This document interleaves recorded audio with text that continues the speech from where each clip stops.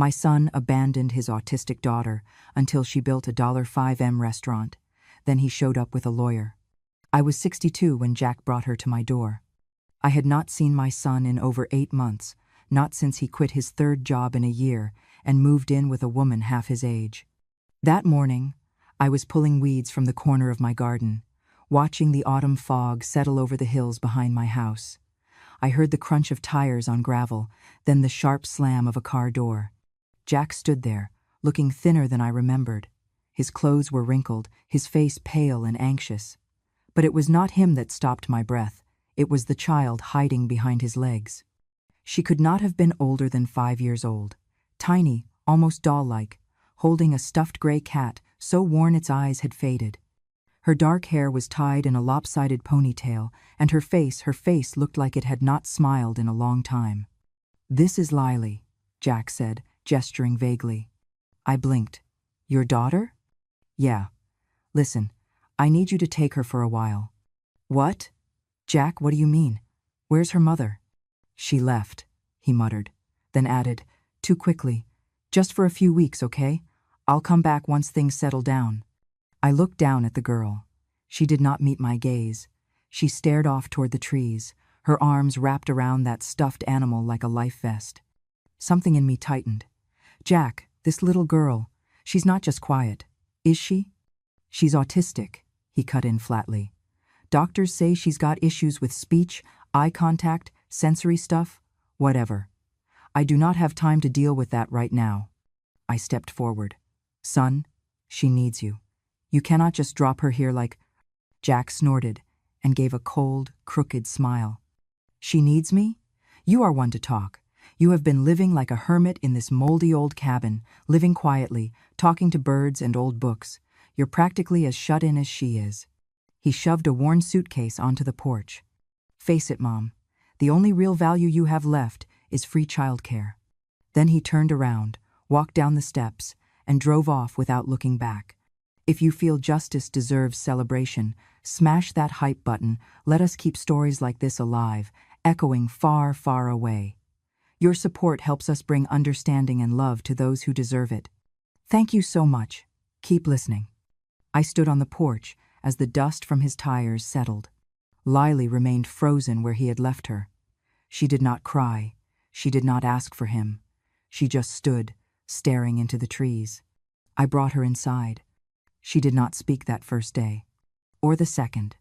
She did not eat, barely drank water, refused to meet my eyes. She spent hours sitting by the window, gripping that toy cat, her face as still as stone. I left food by her side. It went untouched. I spoke gently. She did not respond. I tried cartoons, toys, music, silence. Nothing reached her, and yet, I felt her watching. When I moved, her eyes flicked. When I turned my back, I could feel her attention like a whisper behind me. There was someone inside that silence, a someone I did not know how to reach.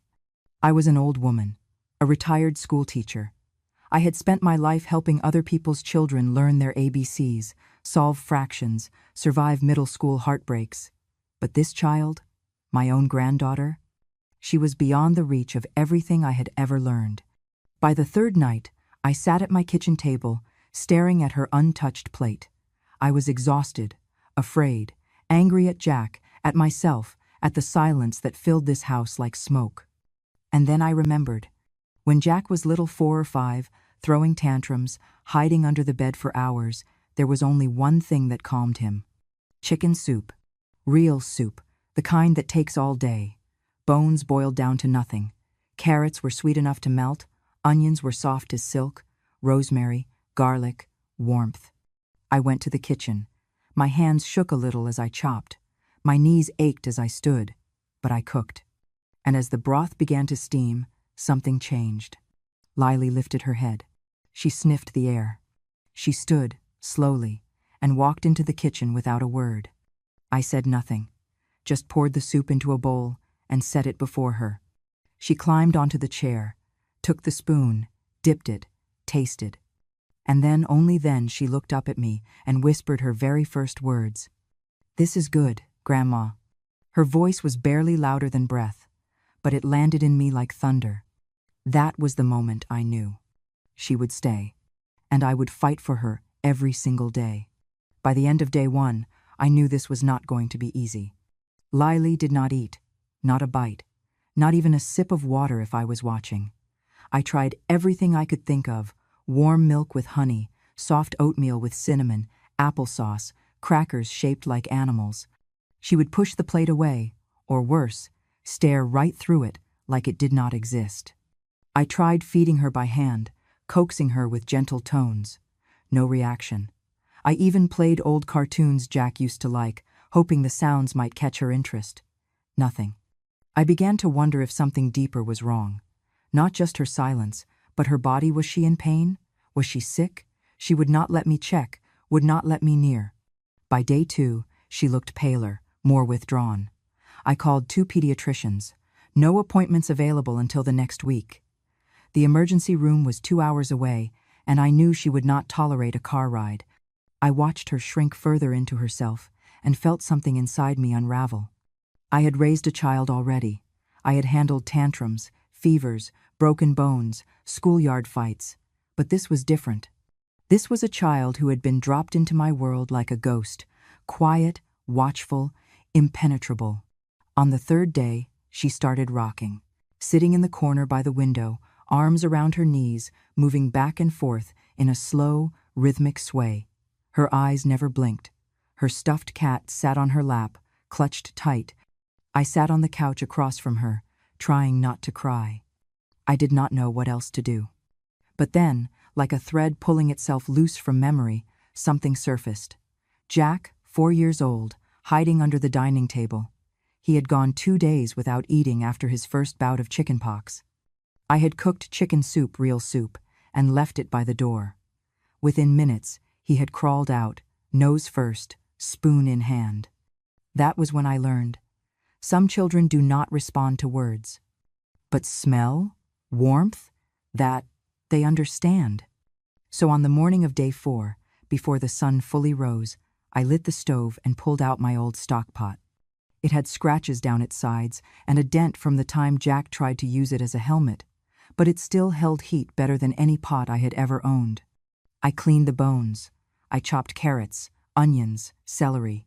I sautéed the garlic low and slow in olive oil until the kitchen filled with that deep, golden scent. I added rosemary, a hint of lemon peel. Covered the pot, let it simmer. The house came alive with the smell. And that was when it happened. I heard the floorboards creak, quiet steps behind me. I turned and saw her, Lily, standing at the kitchen doorway. She was sniffing. She did not say a word, but her body leaned forward, just slightly, toward the pot. My heart ached with hope. "Are you hungry, sweetheart?"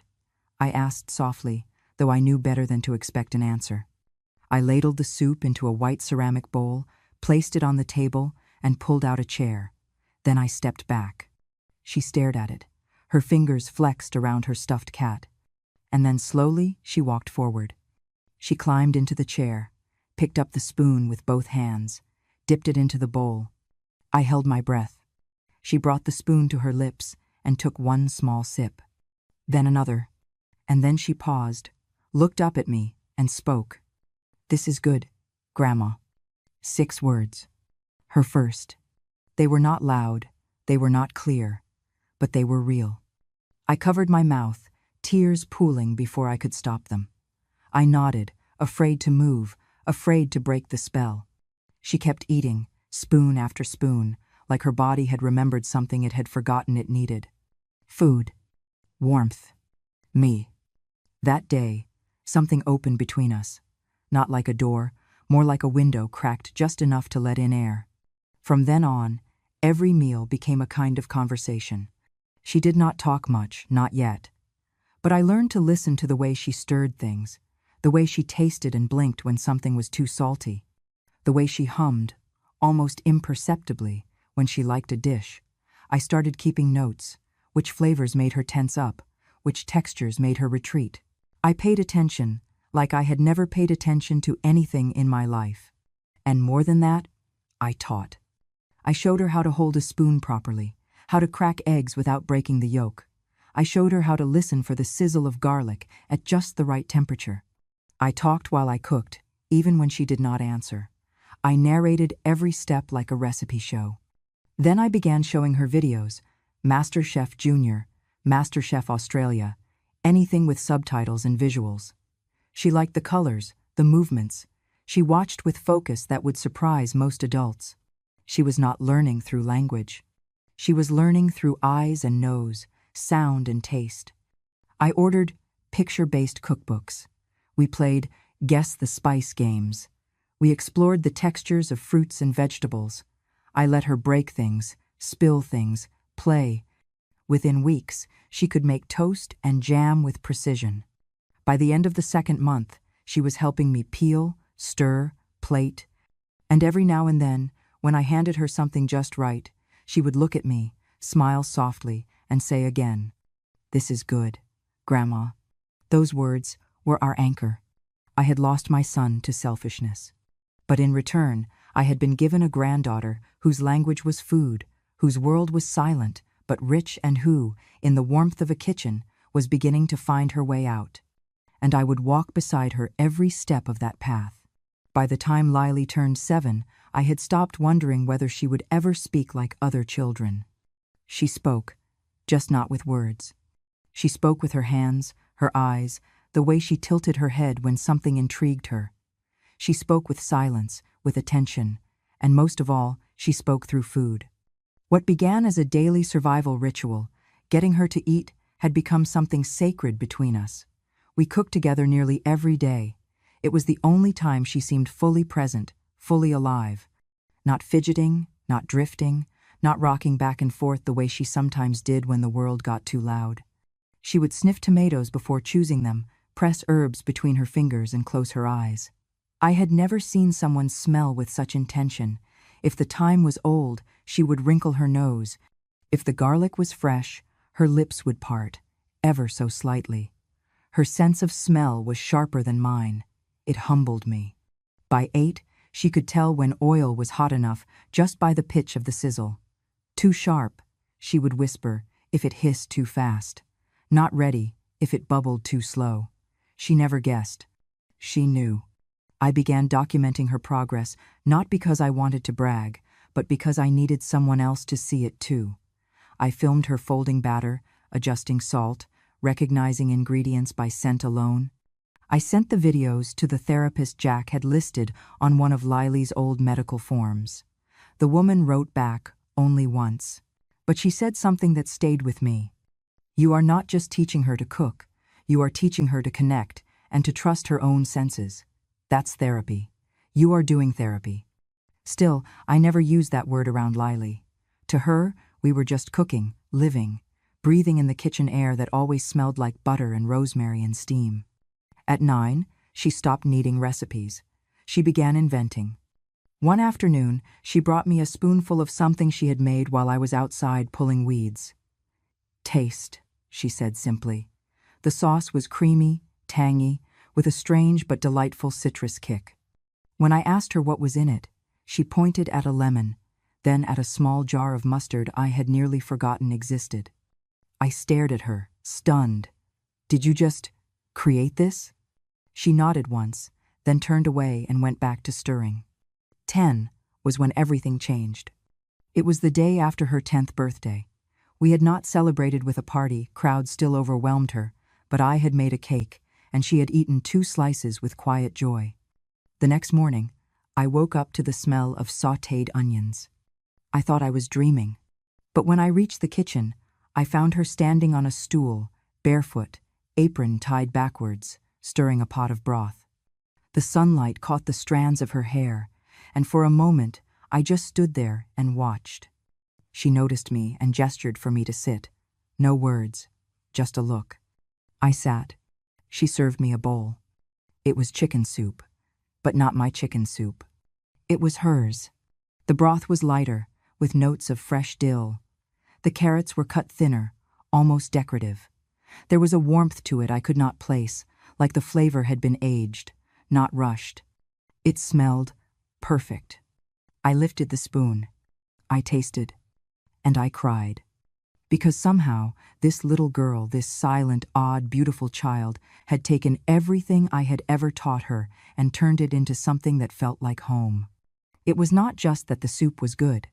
It was that it tasted like memory, like care, like thank you. She sat across from me, watching, not eating, just watching. Her hands in her lap, eyes fixed on my face. I wiped my tears and smiled. "Lily," I whispered, "this is the best thing anyone has ever made for me." She gave a small nod, then finally said, "For you." After that day, she took over most of the cooking. She did it quietly, without expectation. She still did not speak often, but I knew, without fail, when I walked into that kitchen at 5 o'clock and found a bowl waiting, it was her way of saying, "I see you. I'm here. I love you." Some nights it was soup. Other nights it was roasted vegetables with delicate sauces I never would have dreamed of pairing. Once she made a dish with apples and pork that made me gasp out loud. Another time, she recreated a pasta I had not eaten since my honeymoon in Venice. She had never been to Italy. She had never even seen me make that dish. But she had felt it, somewhere. Her palate was extraordinary. Her timing, instinctive. And her silence? It was no longer something to mourn. It was something I began to understand. She was not absent from the world. She was listening to it more deeply than anyone I had ever known. At 10 years old, Lily had become the heart of our home. Her food was the glue that held us together, and though Jack had never called, never returned, never once sent a card or a check, I stopped waiting. I had her. She had me. And in that kitchen, with flour on her cheeks and soup on the stove, she was becoming whole, not fixed, not changed, just fully herself. The world outside could be as loud and cruel as it wanted. Inside this house, inside our kitchen, there was love. And it was warm, and it smelled like butter. Mildred arrived on a Tuesday afternoon, just as the rain began tapping against the kitchen windows. She had always been dramatic like that, never simply showed up. Always arrived, big scarf and glasses, dragging a well-traveled suitcase. We had not seen each other in nearly 12 years. She'd been a top critic at the Oregon table for years, sharp, feared by chefs, and adored by readers. Her reviews could make or break a restaurant. But she had retired quietly, disappeared to somewhere near Portland, and we had mostly kept in touch through birthday cards and the occasional recipe scribbled on napkins. I had told her, years back, about Lily, but I had never asked her to come. Still, there she was, standing in my kitchen with damp boots and perfume that smelled like pine needles and coffee. "I had a dream about soup," she said, shrugging off her coat. "Thought it meant something, so I got in the car." When she spotted Lily peeking from behind the living room doorway, she smiled softly. "So, this is the girl." Lily was 15 then, taller, still quiet, still shy around strangers, but in the kitchen, she moved like water, steady, certain, unafraid. "She is not much for small talk," I said gently. "Good," Mildred replied. "Most people ruin food by talking too much anyway." I had told Lily we would have a guest, that someone might be joining us for dinner. I had not said who. Lily nodded, as always, and slipped into her apron without a word. She chose the menu. Saffron tagliatelle, seared salmon, blood orange cream sauce with fresh tarragon. I did not help. I watched. She boiled the pasta from scratch, flour dusting her cheeks. She zested the oranges with care, cut the herbs with precision, seared the fish skin until it crackled like leaves underfoot. Mildred sat at the table, eyes following every movement, mouth shut for once in her life. And when Lily placed the plate in front of her carefully, silently, Mildred leaned forward, took one bite, and froze. She chewed slowly. Then again. Then again. Then she put the fork down, pressed her hand against her chest, and I swear to you this woman, who had eaten foie gras in France and lamb in Morocco and truffles shaved over risotto in Rome, she began to cry. Not loudly, just tears falling like they had been waiting years to be allowed. "Vivian," she whispered, "this is not a meal." She turned toward me, her voice thick. "This is culinary genius." I did not speak. My throat tightened. Lily stood at the sink, rinsing a spoon, unaware of the magnitude of what had just happened. "She is a prodigy," Mildred continued, now rising from her chair. "A natural-born chef. No formal training, no language needed. She thinks in taste, in balance. Do you understand how rare that is?" I nodded. Then she looked at me, serious as a prayer. "Let me take her. Let me teach her properly. This girl deserves a real kitchen, real tools, real guidance." I hesitated. Lily had never left my side for more than a day. She still struggled with new environments, unfamiliar routines, too much noise.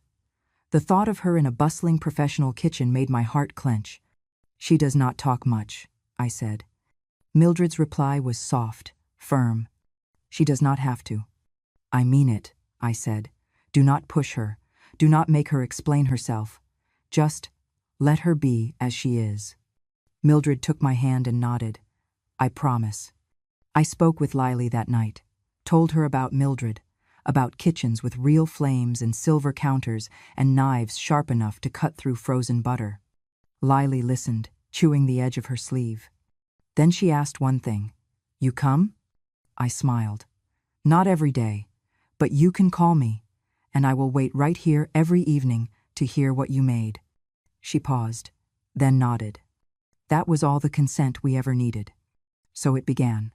3 mornings a week, I drove her into town, to the small private kitchen Mildred had converted from an old bakery. It was quiet, controlled, full of sunlight and stainless steel. Mildred hired one assistant, gentle, patient, and let Lily work without deadlines. She never once asked Lily to speak. Instead, she gave her textures, temperatures, flavors, and Lily absorbed it all.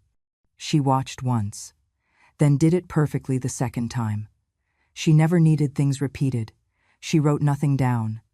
But she remembered everything. Within 6 months, she could recreate a Moroccan tagine with preserved lemon from taste alone. By the end of the first year, Mildred said, half joking, "I should be paying her to teach me." She was not wrong. Lily had found her language. And for the first time in her life, someone outside our little world understood her fluently. She was still quiet, still hesitant in crowds.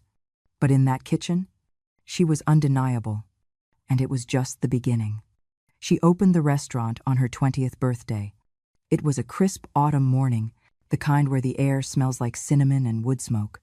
Mildred wore pearls. I wore my old floral dress and the brooch Jack had given me before he stopped being someone I recognized. Lily didn't wear white or black or anything that might shout for attention. Just a deep moss-green apron, tied carefully at her waist, her hair braided low down her back. The sign above the entrance was simple, carved into reclaimed wood. "Return." The name was hers. When I asked her why months before, during a quiet walk through the orchard near our house, she simply said, "Because everything I love is here." I understood. The restaurant sat at the corner of Main and 3rd, in a repurposed brick building with windows that drank sunlight and floors that still creaked when you stepped just right. Inside, Lily had chosen every detail. No cold chrome, no pretentious decor, just warm wood, linen curtains, soft jazz playing low through vintage speakers. It looked like a memory. Smelled like one, too. We built it together. Mildred provided the capital, the connections, the lawyers. I provided the paperwork, the co-signatures, the name on the deed. But the soul, every plate, every spoon, every flicker of rosemary in the air that belonged to Lily. She called her signature dish memory soup. It was a refined version of the first chicken soup I had made for her. The same soft carrots, the same garlic base. But now with slow-roasted chicken confit, saffron-infused broth, a hint of lemongrass, and a finishing oil made of browned butter and dill. She served it in porcelain bowls, each one custom-made with a gold engraving inside the rim that read, "Grandma." Not Vivian. Just Grandma. That was enough. The first day we opened, there were 12 customers. By the end of the second week, the waiting list stretched 3 months. By month 2, the Portland Chronicle ran a full feature with the headline, "The Chef of Silence. Meet the young woman who speaks through taste." They told our story how Lily, once thought unreachable, had built a restaurant that made grown men cry over soup. More articles followed. Bon Appetit called her a genius of restraint. The New York Times said, "Her flavors do not shout. They whisper until you lean in, and then they devastate you." One critic wrote, "She doesn't speak, but her food says everything you need to know about healing, about grace, about what it means to be seen." The name Return was more than a restaurant. It became a brand. A place where strangers came not just to eat, but to feel, to remember their grandmothers, to cry without apology, to go back, if only for one meal, to a time before they were broken. Within 2 years, Mildred helped expand to Seattle, then San Francisco. By the end of the 3rd year, we were fielding offers from investors all over the country, but Lily turned down most of them. She refused to franchise just for money. Her rule was simple. If the kitchen didn't smell like a home, it wasn't a return. So the menu stayed small, the portions modest, and the soup, her soup, never changed. Every bowl still came engraved with Grandma, and every week she brought me one. Sometimes after closing, she would drive back to our little house, tired but radiant, and place it on the table in front of me.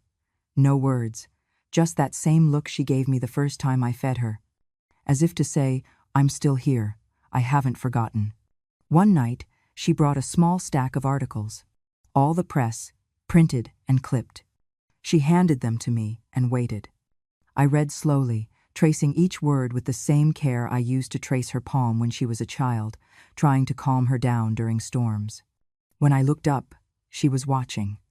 I whispered, "I am proud of you." She smiled. And then she spoke soft, clear, like sunlight through leaves. "I'm proud of you too." It was not about the $5 million or the fame. It was about the girl who once could not eat, now feeding the world. And it was about me, the woman once called worthless, being written into every bite of her legacy. The restaurant was named Return. But what Lily had given me was everything I never thought would come back. He came back wearing a blazer he could not afford, and a face I barely recognized. Jack had been gone for 15 years. No call, no letter, no dollar. He vanished from our lives the day he left Lily on my porch and never looked back.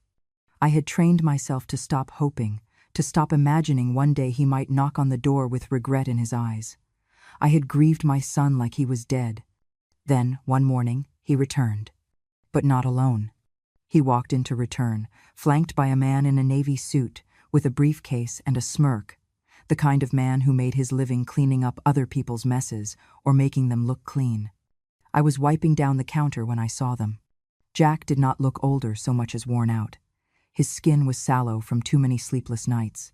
His hair was thinner, his belt tighter than it used to be. Lily was not in the kitchen at that moment. He looked around like he owned the place.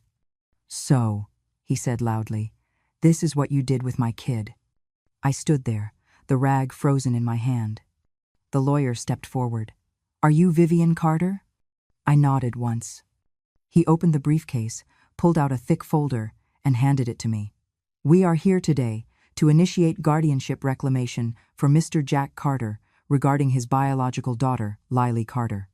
We are also serving notice that all intellectual property and assets developed under the brand Return are subject to parental claim under Oregon Family Statute Code 109.119. I stared at the pages. Jack chuckled and crossed his arms. "You think you could keep $5 million locked away in a soup bowl forever?" My voice barely came out. "You left her." "I left her with family." He shrugged. "She's my daughter. That means everything she owns is mine." The room went silent. Customers froze mid-bite. A server dropped a tray in the back. And then, from the hallway behind the kitchen, Lily appeared. She had been listening. She stood perfectly still, apron on, hands dusted with flour, her eyes locked on his. Jack's face twitched into something like a smile. "There's my girl." She did not move. He tried again. You look good, sweetheart. Grown. Like your mom used to, before she, well, never mind that. The lawyer stepped in, glancing between them. Miss Carter, you are 20 years old, yes? Lily nodded once. You've been under the informal custody of your grandmother. However, Mr. Carter is here to assert parental rights and claim shared ownership of your restaurant's brand as legal guardian and blood parent. We have documents to support ongoing financial contribution, including wire transfers and signed agreements. They're fake, I said suddenly, voice sharp. Jack's head snapped toward me. Excuse me? You never sent a cent, never signed anything. I raised her. Alone. His eyes narrowed. Do you have proof of that? Lily stepped forward and gently touched my arm. Her voice was soft, steady. Let him talk, Grandma. It was the same tone she used when she tasted soup too early, when she needed another minute before the flavors settled. Then she turned to Jack. Are you hungry? He blinked. What? You came all this way, she said, still quiet. Let me make you something. He laughed. Well, I guess we can eat while we talk about paperwork. Lily nodded, turned, and walked back into the kitchen. She began to cook. Not in a hurry, not flustered, just focused, measuring flour, heating oil, slicing scallions so thin they curled like ribbons. She made soup, but not memory soup. This one was different. A broth of multiple cultures, French base, Thai aromatics, Vietnamese fish sauce, American chicken stock, served with toast points shaped like torn pieces of a map, a fusion of everywhere and nowhere. When it was ready, she placed the bowl in front of Jack. He looked suspicious. What is this? She smiled politely. A dish called inheritance. He picked up the spoon, tasted it. At first, he nodded. Then he frowned.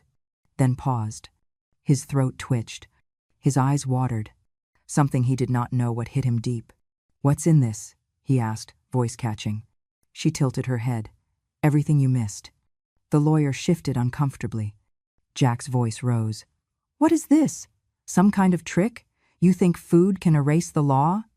Lily said nothing. She simply placed a small folder beside his bowl. Inside were printed pages. Copies of every school registration I had filled out as guardian. Every hospital bill I paid. Photos of her birthday cakes from age 5 to 20, each with my handwriting on the candles. Handwritten menus she had made for me, one each year, on Thanksgiving. There were also affidavits from teachers, neighbors, doctors, all stating that Jack had been absent since 2005, never showed up, never asked. Then there was a statement from Mildred, legally notarized, confirming that every cent invested in return had come from her and me, not Jack. Confirming Lily's original signature on the brand copyright at age 18. Lastly, there was a video. I had forgotten about it. It was from the year Lily turned 16. In it, she looked into the camera and said, slowly, My name is Lily Carter. I do not talk much. But my grandma gave me a voice. I want this restaurant to be ours, no one else's. Jack stared at the footage. His hand shook. Then he stood. This isn't over, he spat. Lily looked at him calm, unblinking. You're full, she said quietly. You just don't know what of. He stormed out. The lawyer followed, papers flapping. I sat down, weak with relief. Lily stood beside me. No smile, just peace. That was her way. No shouting, no drama. Just a meal you could not lie your way through. A taste that told the truth. And that day, justice was served hot and unforgettable. I walked into the courthouse with a calm I did not feel. My fingers clutched the edge of my coat pocket, where I'd hidden a small notebook full of menu sketches and meal dates. Outside, the morning air was crisp, and the columned building rose like a judge's stern verdict in stone. I felt 82 years old and more alive than I'd felt in decades. My granddaughter, Lily Carter, walked beside me in silence. Nothing flashy, no speech prepared because she needed no words. Her eyes held something stronger, a lifetime of being heard in the kitchen. Justice had a strange flavor today. The first witness was the lawyer for her father, Jack Carter. He laid out the papers first, thick folders of proof that Jack claimed showed 11 years of distant support, monthly phone calls, financial transfers, promises kept. The brevity of his tone contrasted sharply with the volume of his documents. They looked professional, stamped, but they felt hollow. Then Jack stood, and in a voice meant to carry weight, said, "My daughter has a brand built on my name. I am her father. I deserve my share. I have supported her. I have visited. I have rights." I listened. I nodded. I let him speak. But while he talked, Lily was preparing something else. She returned to the table, carrying 7 plates. One by one, each dish a chapter, each garnish a memory. The first, a bowl of the chicken soup that had broken her silence when she was 5. The broth glowed softly, the aroma gentle but unmistakable. I saw the judge glance up. The second, saffron tagliatelle with seared salmon and a citrus cream sauce, the same dish she prepared at 15 when her mentor, Mildred Farrington, declared she was a culinary genius. The third, a loaf of bread, baked to crisp perfection, inscribed with the word "return" in the crust the name of her restaurant. The next 4, dishes I did not fully understand at the moment, but each came with a small packet on the side, a sealed envelope containing a tax receipt, a photo of the kitchen on opening night, a video clip of Lily plating the dish at age 17, a notarized document showing the brand registration. The room grew quieter as each dish was placed. The air smelled of thyme, rosemary, browned butter, memories I thought I had buried with time. The judge inhaled. The lawyers shifted. Then the final moment. A video played on the big screen. It showed Jack's voice angry, raw. "She's only good for being babysat, for sitting quietly in the corner. A waste of space." The little girl in the video sat at the halfway eaten soup bowl he had once ordered her to finish. Her eyes fixed on the camera, she did not cry. Jack turned bright red. The judge, a woman with steel in her voice, leaned forward. "Mr. Carter, these dishes and the documented evidence linked to them constitute irrefutable proof of your abandonment. Miss Carter's rightful ownership of her work, and the lack of your contribution over the years." Jack tried to reach into his briefcase for another folder. It slid from his hands. He flushed. "I withdraw my claim," he muttered. The bailiff called for order. The judge's gavel struck. "Case dismissed. Mr. Carter is to be investigated for forgery and extortion. All rights to the brand, return. Remain with Miss Carter and her grandmother." Outside, the press gathered. Flashbulbs, microphones. One reporter asked me, "Mrs. Carter, how does it feel?" I answered quietly, "I cook what I love. She cooked what she remembers." And Lily, next to me, didn't say a word. She folded her hands and breathed, as though the rush of emotions inside her were the steam rising from a perfect soup. That night, at the quiet house near the orchard, we sat at our own table. She brought the 3 of us, the 2 women who never gave up a small plate of the chicken soup that started it all. We ate in silence. And in that silence, I heard everything. The plates were full. My heart was full. Justice? It tasted like the warm broth of something more. Recognition, respect, a voice that was finally heard. 2 years passed like steam rising from a simmering pot. Lily was 22 now. And she spoke. Not constantly, not loudly. But when she spoke, her voice carried something most people lacked: deliberateness. Still soft, still measured, but it came with a quiet certainty, like every word had been weighed in the heart before being spoken. She smiled more, too. The kind of smile that didn't beg for approval, didn't flutter or flee. A grounded, grateful smile. The kind you carry when you've built something lasting from a silence most people never survive. And she was in love. Paul had once been just another apprentice in Mildred's kitchen, a young man with kind eyes and hands made for dough and patience.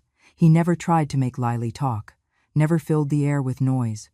He had watched her the way good chefs do, without rush, without judgment, with total attention. They spoke in flavor profiles, in sauces and salts. They had fallen for each other across chopping boards and shared ovens, and when he proposed, He didn't use a ring. He served her a dish she had once described as her comfort on the hardest day. A plate of grilled eggplant with miso glaze, paired with black garlic mash, and a tiny note beneath the napkin that read, "Return home to me?" She said yes. The wedding was held at Return. Not because they needed to by then. Lily could have afforded any venue in Oregon, but because it was home. It was the kitchen that had raised her, the walls that had heard her first words, the soup that had saved her. We invited no more than 50 people. Mostly staff, friends, and the quiet few who had stood by us when silence was the only language Lily knew. The dining room was strung with warm lights. Wooden tables were lined with thyme sprigs and linen runners. There was no DJ. Just a string quartet tucked in the corner and the scent of roasted lemon chicken drifting through the doorways. The menu? 7 courses. The same 7 dishes Lily had presented in court. Each one a chapter. Each one a memory. The first course arrived in white bowls, steam curling into the rafters. Chicken soup. The same soup that had broken her silence at 5 years old. But this time, it was she who served it. She carried the tray herself, hands steady. And when she reached me, 82 now, hair silver, knees stiff but mind sharp, she gently set the bowl in front of me and knelt beside my chair. Then she said it. Her voice didn't tremble. Her eyes didn't drop. She looked me dead in the heart and whispered, "This is good, Grandma." The same 6 words, 17 years apart. I tried to speak, couldn't. My chest swelled too full to hold anything back. I laughed, then cried, then laughed again through tears. "Child," I finally managed, "turns out a pot of chicken soup can feed a soul." And in that moment, everything I had ever carried, every sleepless night, every tear I'd cried while she stared out windows, every ache from being called a babysitter instead of a mother lifted. Gone. She was free now. Not because the world had changed, but because she had made a place in it where no one could take her voice again. At the far end of the room, someone had left the small television on above the bar. The sound was off, but the caption scrolled across. "Mr. Carter is to be investigated for forgery and extortion." Months later, following a federal review, Jack Carter was sentenced to a 3-year suspended sentence. No one looked. No one needed to. His name had already been forgotten.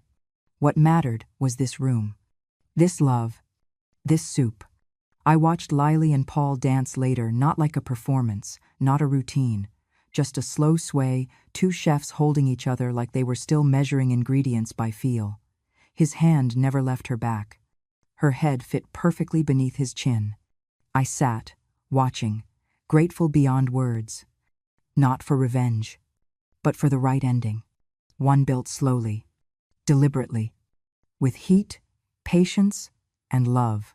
When the night ended and guests began to leave, one of the servers brought me a to-go container of the soup. "Chef said this one's for tomorrow," she whispered. I smiled. Some gifts are too sacred to finish in one sitting. That night, I fell asleep holding that container like a letter from a life I thought I had lost. A reminder that healing doesn't roar, it simmers. And sometimes, it tastes just like home. If this story stirred something in you, if it reminded you of the quiet power of love, the way healing can arrive not in noise but in nourishment, then we hope you'll stay with us. At Grandma True Stories, we believe the most extraordinary stories are the ones simmering just beneath the surface. So, if you haven't already, hit that subscribe button, share this story with someone who needs a little warmth, and come back soon. There's always more on the stove.